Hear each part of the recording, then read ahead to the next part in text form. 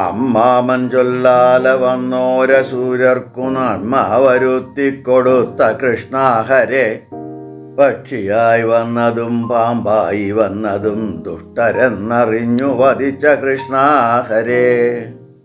കശ്യപ ബ്രാഹ്മണനും സിദ്ധബ്രാഹ്മണനും തമ്മിലുള്ള സംഭാഷണം കൃഷ്ണൻ അർജുനനെ പറഞ്ഞു കേൾപ്പിച്ചു. എങ്കിലും അർജുനൻ്റെ മനസ്സിലെ സംശയം നീങ്ങിയിട്ടില്ല എന്ന് മനസ്സിലായ കൃഷ്ണൻ വീണ്ടും ചില ഉദാഹരണങ്ങളോട് കൂടിയിട്ട് സംസാരിക്കാൻ തുടങ്ങി. പണ്ടൊരിടത്ത് മഹാതപസ്വിയും ആത്മജ്ഞാന സമ്പന്നനുമായ ഒരു ബ്രാഹ്മണൻ ഉണ്ടായിരുന്നു.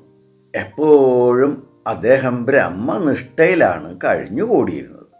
അദ്ദേഹത്തിൻ്റെ പത്നി ഒരു ദിവസം അദ്ദേഹത്തിനോട് ചോദിച്ചു, ജ്ഞാനസമ്പന്നനും ബ്രഹ്മനിഷ്ഠനുമായ നാഥ, അങ്ങ് ഈ സംസാരത്തിൽ അതീതനും ജീവൻ മുക്തനും ആയി തീർന്നിരിക്കുന്നു. എന്നാൽ എൻ്റെ ഗതി എന്താ?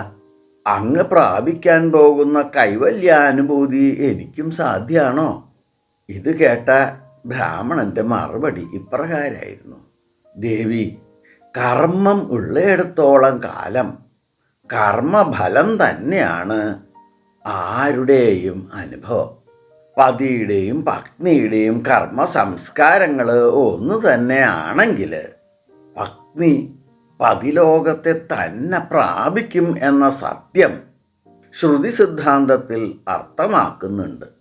കർമ്മ സംസ്കാരത്തിനനുസരിച്ചാണ് ഓരോരുടെയും ജനന മരണങ്ങളും ജീവിതവും പരലോകഗതിയും എല്ലാം തന്നെ. ആയുഷ്കാലത്ത് കർമ്മം ചെയ്യാതിരിക്കാൻ യാതൊരു വഴിയില്ല താനും. അങ്ങനെ ചെയ്യുന്ന കർമ്മഫലങ്ങൾ മുഴുവനും അതേ ജീവിതത്തിൽ തന്നെ അനുഭവിച്ച് തീരാൻ വഴിയില്ല. അപ്പോൾ അടുത്ത ജന്മം തന്നെ മറ്റൊരു ജന്മത്തെയും, ഒരു ജനനം തന്നെ മറ്റൊരു ജനനത്തെയും, ഒരു മരണം തന്നെ മറ്റൊരു മരണത്തെയും സൃഷ്ടിക്കപ്പെടുന്നു. അങ്ങനെ അനേക കാലങ്ങളിൽ അനേക സ്വരൂപങ്ങളിൽ ജനിച്ചു മരിച്ച് കർമ്മപ്രവാഹത്തിലൂടെ ഒഴുകിക്കൊണ്ടിരിക്കലാണ് ഓരോ ജീവൻ്റെയും സംസാരഗതിയുടെ സ്വഭാവം. ഉച്ചനീചത്വങ്ങൾക്കും ഇഹ പരലോകങ്ങളിലെ വിഭിന്ന അനുഭവങ്ങൾക്കും എല്ലാം ആസ്പദം ഓരോരുത്തരുടെയും കർമ്മവിശേഷം തന്നെ. അങ്ങനെയുള്ള വിചിത്രമായ കർമ്മഗതിയിൽ നിന്ന് ഭാഗ്യം കൊണ്ടാണ് ഞാൻ രക്ഷപ്പെട്ടിരിക്കുന്നത്.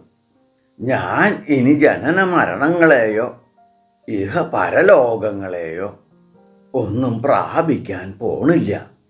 ഈ കർമ്മ കുടുക്കിന്ന് എനിക്ക് വിട്ടുമാറാൻ കഴിഞ്ഞിരിക്കുന്നു. ഈ ശരീരം പതിക്കുന്നതോടുകൂടി ഞാൻ കേവലമായ ബ്രഹ്മസായുജ്യത്തെ പ്രാപിക്കുക തന്നെ ചെയ്യും. കർമ്മബന്ധത്തിൽ നിന്ന് രക്ഷപ്പെടൽ മാത്രമേ അതിനുള്ള ഏക മാർഗം. ഇന്ദ്രിയങ്ങളും മനസ്സും ബുദ്ധിയും ഒക്കെ ആണല്ലോ എല്ലാവിധ കർമ്മങ്ങളും ചെയ്യുന്നത്. വാസ്തവത്തിൽ ജീവൻ ഒരു കർമ്മവും ചെയ്യുന്നില്ല. എന്നിട്ടും ഈ മനസ്സും ബുദ്ധിയും ചേർന്ന് ചെയ്യുന്ന കർമ്മങ്ങൾക്കെല്ലാം ജീവൻ കർത്താവും ഭോക്താവുമായി തീരുന്നു. ഇത് സംസാരത്തിലെ അത്ഭുതകരമായ ഒരു വൈചിത്ര്യം തന്നെയാണ്. അഭിമാനം കൊണ്ടും മിഥ്യാഭ്രമം കൊണ്ടും മാത്രമാണ് ജീവൻ തൻ്റേതല്ലാത്ത കർമ്മങ്ങളുടെ ഭോക്താവായി തീരുന്നത്. ഇന്ദ്രിയാദികരണങ്ങളുടെ കർമ്മങ്ങൾക്കെല്ലാം സാക്ഷി മാത്രമായി വർത്തിക്കുന്ന ജീവൻ്റെ സംസാര ജീവിതം കേവലം യജ്ഞസ്വരൂപിയായി തീരുന്നു. യജ്ഞസ്വരൂപമാണ് ജീവിതം എങ്കിൽ ഒരു കർമ്മവും ജീവനെ ബന്ധിക്കുന്നില്ല എന്നുള്ളത് സ്പഷ്ടം. അഭിമാനത്തെ അങ്ങോട്ട് വിട്ടു കളഞ്ഞ് എപ്പോഴും എല്ലാത്തിനും സാക്ഷി മാത്രമായിരിക്കുന്ന ജീവനെ ഒരു കർമ്മവും ബന്ധിക്കുന്നില്ല. അതാണ് വാസ്തവത്തിൽ കർമ്മയോഗം. ഈ കർമ്മയോഗത്തിൻ്റെ നിഷ്ഠാനുഷ്ഠാനം കൊണ്ട് ജീവിതത്തെ തന്നെ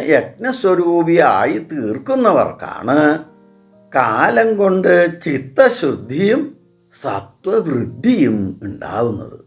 മനസ്സിൻ്റെ ഭാവങ്ങളാണ് സംസാരത്തിന് മുഴുവൻ തന്നെയും കാരണം. മനസ്സ് ഭാവനാശൂന്യമായി അടങ്ങുന്ന പക്ഷം പിന്നെ സംസാരം എന്ന ഒരനുഭവം ഉണ്ടാവാൻ വഴിയില്ല.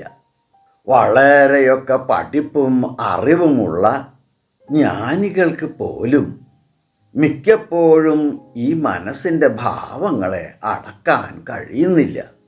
അതുകൊണ്ട് സംസാരമില്ലാത്തതാണ് എന്ന് ബോധ്യം വന്ന ജ്ഞാനികൾ പലപ്പോഴും സംസാര പീഡ കൊണ്ട് ആർത്തന്മാരായി തീരുന്നത് കാണാം.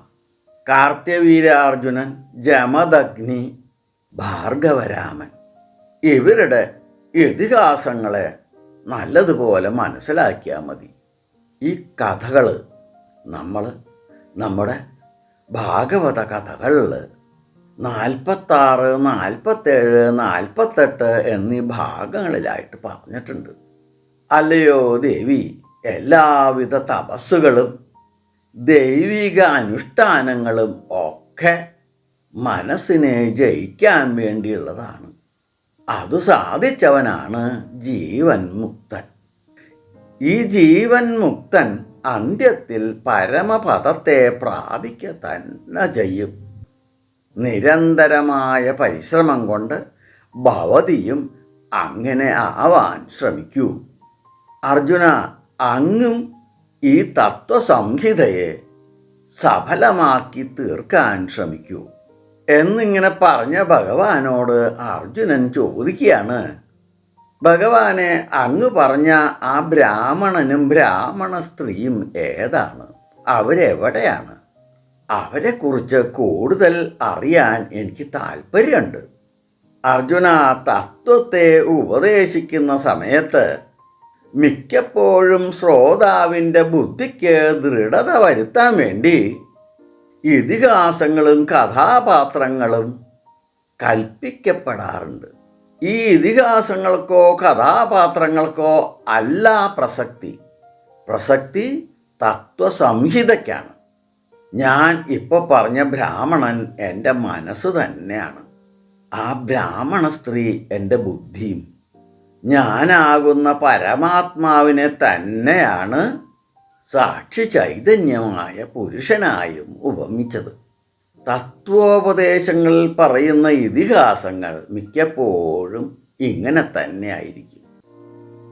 എല്ലാവർക്കും ഭഗവാന്റെ എല്ലാ അനുഗ്രഹാശിസുകളും എപ്പോഴും ഉണ്ടാവണേ എന്ന് പ്രാർത്ഥിച്ചുകൊണ്ട് ലോക സമസ്ത സുഖിനോ ഭവന്തു.